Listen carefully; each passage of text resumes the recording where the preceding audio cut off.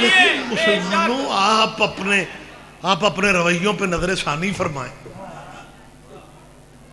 اچھا کچھ بھائیوں کا دل بھی چاہتا ہے کہ ہم بھی شیعوں کی طرح شروع کر دیں علی کی سالگرہ.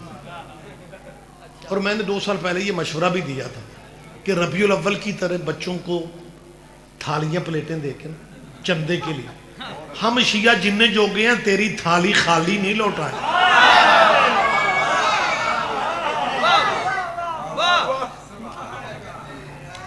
لیکن میں جو محسوس کرتا ہوں میں وہی اظہار کرتا ہوں. کہیں کہیں ہمیں محسوس ہوتا ہے کہ ان کا جی چاہتا ہے لیکن یہ چھیڑ نہیں ڈالنا چاہتے کہ اگر ایک ہی سالگرہ منا لی fill in the blanks خالی جگہ خود پر کر لو. یہ اس وجہ سے بھی نہیں منائی جا رہے. لیکن میں مسلمانوں کو مشورہ دے رہا ہوں ضد والی بات نہیں ہے. 4 دن کی زندگی ہے. ضد میں ٹائم ضائع نہ کرو. اس اپنے علی بادشاہ کی سالگرہ اپنی مسجدوں میں منانا شروع کر دو کیونکہ تیرے 4 خلیفوں میں سے علی اکیلا خلیفہ ہے جس کا تمہیں کم از کم پتہ تو ہے کہ پیدا کہاں ہوا ہے. نہیں آپ زحمت نہیں فرما رہے. بہت شکریہ بہت شکریہ بہت شکریہ. آپ جئیں آپ زندہ و سلامت رہیں. مہربانی سے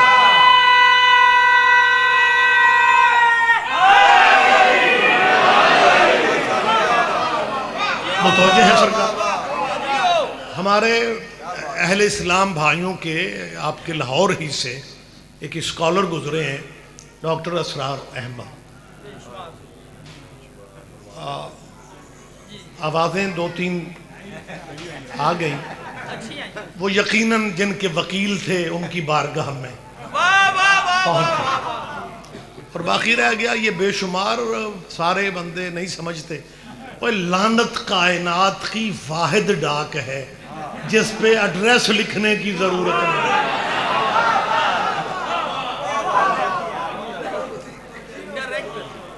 تو ڈاکٹر صاحب نے زمانہ جاہلیت کے حالات پہ بحث کرتے ہوئے ذاکر بھائی ایک رسالہ لکھا تھا.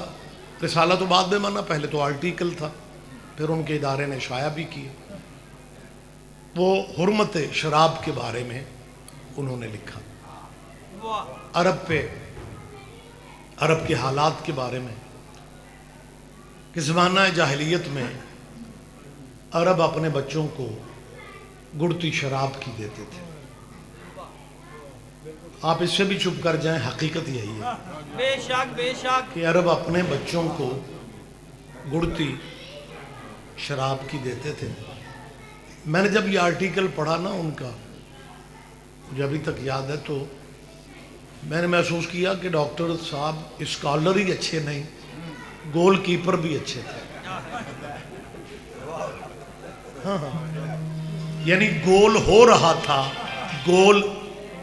تھا لیکن ڈاکٹر صاحب نے اسے بچا لیا یہ کہہ کے کہ عرب اپنے بچوں کو گڑتی شراب کی دیتے تھے. اب اظہار تو حقیقت کا ہو گیا. اب اگلی سطر میں گول نہیں ہونے دیا کہ کیونکہ شراب حرام نہیں تھی. سارے بندوں تک شاید آواز نہیں پہنچی. انہوں نے کیا کہا کیونکہ شراب حرام نہیں. آپ نے جب تک چپ رہنا ہے مجھے بار بار کہنا پڑے گا. ڈاکٹر صاحب نے لکھا کہ کیونکہ شراب حرام نہیں تھی کیونکہ شراب اس لیے گڑتی شراب کی دیتے تھے کیونکہ شراب حرام نہیں تھی. ہم شیعہ ماڑے صحیح لیکن مالکوں کا کرم ہم پہ بڑا ہے. اللہ مان یہ تھوڑا کرم ہے. اس سے بڑا کرم کیا ہوگا کہ جب سارے زمانے پہ شراب حلال تھی ابو طالب کی حویلی میں تب بھی حرام تھی. نہیں آپ سارے بندے دھیان نہیں دے سکتے. بہت شکریہ بہت شکریہ بہت شکریہ. جب سارے زمانے پہ شراب حلال تھی ابو طالب کی حویلی میں حرام تھی. سیدوں کی حویلی میں سرداروں کی حویلی میں تب بھی. حرام. اچھا یہ گڑتی ہوتی ہے آپ سمجھتے ہیں ویسے اس کا اثر بھی ہوتا ہے. شہروں میں تو مصروفیات بدل گئیں, پنڈ میں ابھی تک وہ بزرگ موجود ہیں جو بچے کو شرارتیں کرتا دیکھ کے ڈائریکٹ اسے نہیں روکتے لڑائی نہ بن جائے. ہم سایوں سے کہتے ہیں گڑتی کی دی وہ تے شرارتی نو. واہ واہ واہ واہ. آپ سمجھ رہے ہیں میری بات. جو بچہ شرارتوں سے بات نہیں آتا اس سے شاہ جی پوچھا جاتا ہے ایک گڑتی کی دی, کیونکہ گڑتی کا اثر ہوتا ہے. بزرگ بتاتے ہیں کہ اثر. خیر کلچر کی ایک بات میں آپ سے کرنا چاہتا ہوں. ہمارے جشن ہوں یا مجالس ہوں اس میں کوئی نہ کوئی میسج بھی ہونا چاہیے.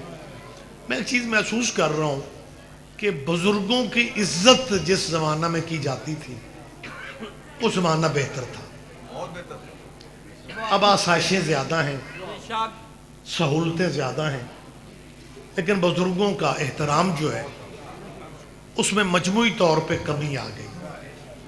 مولا کائنات کے جشن کے حوالہ سے میری یہ گزارش اپنے ذہن میں رکھنا, بچوں تک پہنچانا. میسج صرف یہ ہے کہ بزرگوں کی عزت کرو, ان کا مذہب نہ پوچھو. ذرا جاگ جائیں, ذرا جاگ جائیں. بہت شکریہ. بڑے کا احترام کریں, بزرگوں کی عزت کریں. ہمارے سامنے حضور کی سیرت طیبہ موجود ہے. آپ کے ذہن میں ہے واقعہ کہ ایک مشرقہ ضعیف العمر خاتون کا سامان حضور نے اپنے کندھے پہ بے شک. رکھ لیا. آپ سن رہے ہیں میری بات کو. وہ مذہب کی مشرقہ تھی, سامان وہ نبی اٹھا رہا ہے جس کی وجہ سے کائنات واقع ہے. بے شک. بے شک. کیا کہنے آپ جی ہیں. سامان سرکار نے اس کا اٹھایا اور سبق دیا. ہمارے لیے درس ہے نا یہ. سامان اٹھا کے جہاں تک اسے پہنچنا تھا پہنچایا, اور جب سامان رکھ کے حضور پلٹنے لگے تو اس ضعیفہ مشرقہ خاتون نے جو لفظ کہے تھے وہ سننے کے قابل ہے. کہتی ہے بیٹا میں تجھے جانتی تو نہیں ہوں لیکن لگتے کسی اچھے خاندان کے. زحمت فرمائیں, زحمت. بہت شکریہ.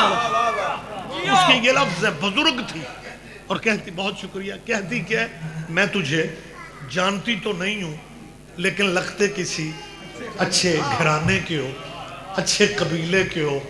بس میری عزادارو آپ سے یہی اپیل ہے, سرکار کے جشن کی خوشی میں بیٹھے ہوئے ہو, ہمیں صرف اتنا سوچنا ہے کہ کردار ایسا اس معاشرے میں پیش کرو کہ مذہب نہ بتانا پڑے. بہت شکریہ, بہت شکریہ. بات اتنی مشکل نہیں ہے, بات اتنی مشکل نہیں ہے. ہم اگر حضور کا کلمہ پڑھتے ہیں, حضور کا اگر ہم کرتے ہیں تو ہمیں یہ پیغام ذہن میں رکھنا چاہیے کہ ہمارا کردار ایسا ہونا چاہیے. ہمارا کردار ایسا, اگر ایک آل محمد کا نوکر شیعہ کسی فیکٹری میں مزدوری بھی کرتا ہے تو مزدوری اتنی دیانتداری سے کرو کہ دوسرے فیکٹری والے شیعہ مزدور ڈھونڈتے پھریں کہ اس مذہب کے بندے صاحب کردار ہوتے ہیں, اس مذہب کے بندے دیانتدار ہوتے ہیں, اس مذہب کے بندے جھوٹ نہیں بولتے, اس مذہب کے بندے خیانت نہیں کرتے. کیونکہ ہمیں سیرت سے یہ پیغام, حسین کے نانے کی سیرت سے یہ پیغام مل رہا ہے کہ وہ مشرقہ کہہ رہی ہے میں تجھے جانتی تو نہیں ہوں لیکن لگتے اچھے گھر کے ہو.